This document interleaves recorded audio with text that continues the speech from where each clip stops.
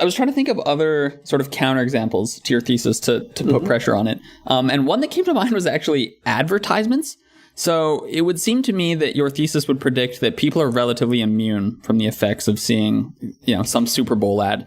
But at the same time, it seems like companies spend a huge amount of their budget on advertising, right? That's like, probably most of the money made on the internet is via advertising. And similarly with TV. And so are companies just being irrational when they pay so much for advertising, or like what's going on here? Many people have argued that. There is a guy whose name eludes me, unfortunately, who wrote a book, I think, called the subprime attention crisis or something. And his point was that once people realize that on advertising, especially in that case, online advertising has such small effects, the whole internet is going to crumble because no one is going to be there to pay for Google or for Facebook or for all the other products. The best studies we have of TV advertising suggest that the elasticity of advertising, which means if you increase your advertising coverage by, let's say, by 100%, how much of that is going to be reflected in sales? So if you double your advertising budget and your sales double, your elasticity is 1. Like you have like a perfect effect. And the average elasticity for TV ads is 1%. So on average, if you double your advertising budget, you'll increase sales by 1%. So it's absolutely tiny. And there's a lot of variance. So some TV ads will work better, but it's kind of hard to anticipate which. For online ads, it's more like 4% maybe, because it's easier to target a given population for whom the products will be relevant. So the effects are very, very small. And there's this great anecdote that Steve Levitt recounts in one of the kind of economics podcasts. So he's Chicago economist, and he was hired by a very, very large American company that sells tools to audit kind of their advertising branch. And so he comes in, and obviously no one has ever tried to measure any of the effect of the advertising. But they tell him, look, we know it works because, so then again, there's a company that sells tools. And they spend, millions and millions of dollars every year on advertising, selling tools. And the guy told him, according to him, I don't see why he would be lying. The guy from the advertising branch told him, look, every year before Father's Day and before Christmas, we place lots of ads and then people buy more tools. Oh no! So, and he was able to find. So it was still back in the day when a lot of advertising was through newspapers. And one day, when in one town, one year, one intern had forgotten to place the ads. He had just fucked up, and he was promptly fired. And so he was able to see whether there was fewer sales in that town on that year, and there was no effect at all. And then they stopped hiring him. So there's a lot of, in every company there's a lot of kind of principal agent issues, and so the CEO wants the company to do well.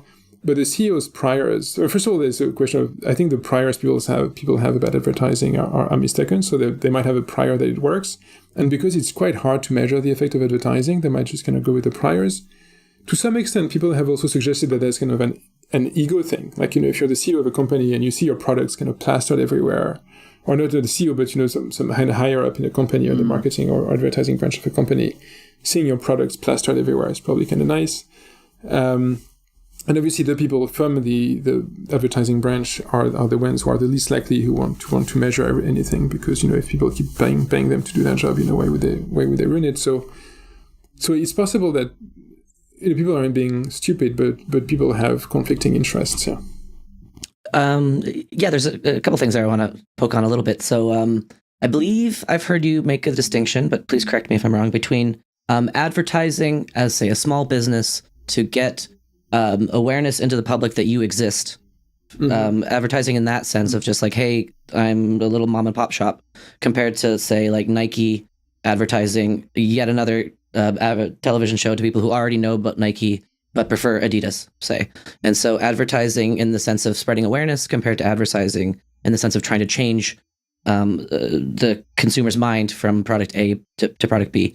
So maybe say a little bit about that, and then I had another comment afterwards. But completely. But that's my broad take on the literature. But I don't think there are experiments that have specifically tested this. But So there are experiments that have shown that essentially whenever people have bought a product and they have the personal experience of a product, no amount of advertising is going to change that. So if you've bought a pair of shoes and you love them, then, advertising for other shoes isn't going to really make you try it because, you have a product you like.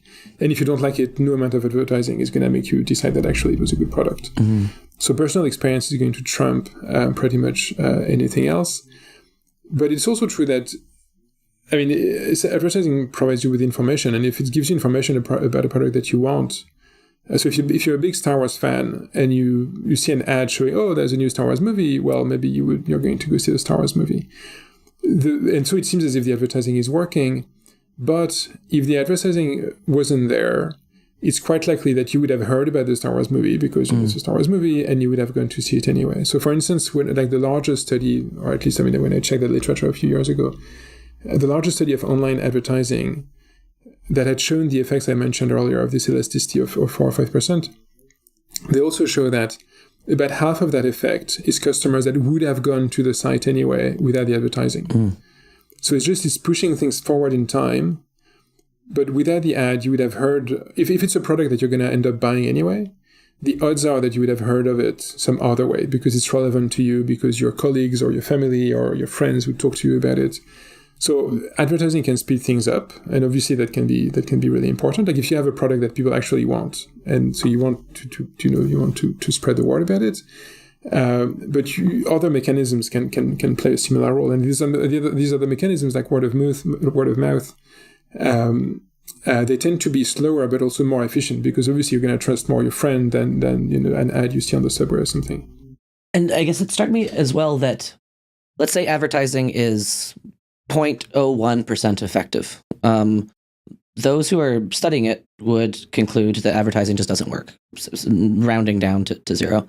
However, if you have a customer base of 100 million people, and you put out an email marketing campaign, and it's 0.01% effective, that's still enough to bring in potentially new customers, right? It strikes me that it could both be work at scale, but then also be found to be not effective in a studying environment. Yeah. No, completely. You're completely right. So what these people want to measure is what they would call the return on investment. Like if you invest $100 in advertising, how much sales are going to increase? And it's possible that given that a lot of advertising is very, very cheap, even a small elasticity might yield a positive return on investment. And so it might, even if obviously most ad prints are wasted, like most people who see ads, they have zero effect on them.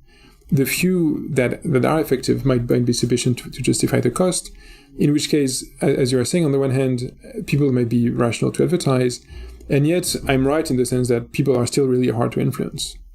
And broadly, I think my take of the literature is that people advertise too much.